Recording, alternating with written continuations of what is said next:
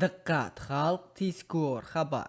8 va 9 avgust kunlari O'zbekistonda qanday ob-havo bo'ladi? Dam olish kunlari O'zbekiston hududi bo'yicha havo harorati asta-sekin ko'tarila boshlaydi. Bu haqda O'zgidromet xabar bermoqda.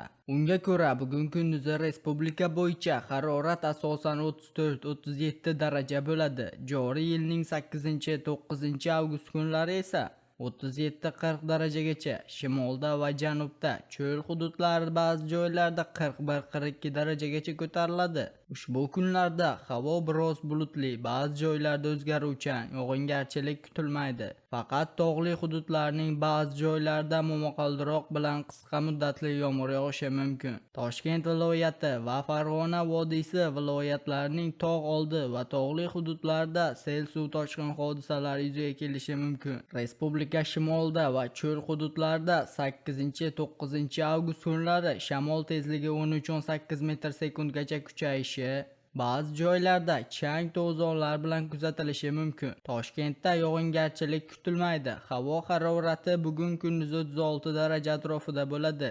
Dam olish kunlari 37-39 darajagacha ko'tariladi.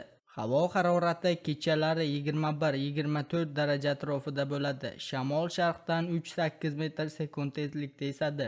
Eslatib o'tamiz, joriy yilning 4-7 avgust kunlari kutilayotgan yomg'irlar sababli respublikaning tog' oldi va tog'li hududlarida sel suv toshqin hodisalari yuzaga kelishi mumkinligi haqida xabar berilgan edi. Sizga yetkazmoqchi bo'lgan xabarimiz shulardan iborat edi. O'zingiz va o'zgalar hayotiga befarq bo'lmang. Xayr, salomat bo'ling.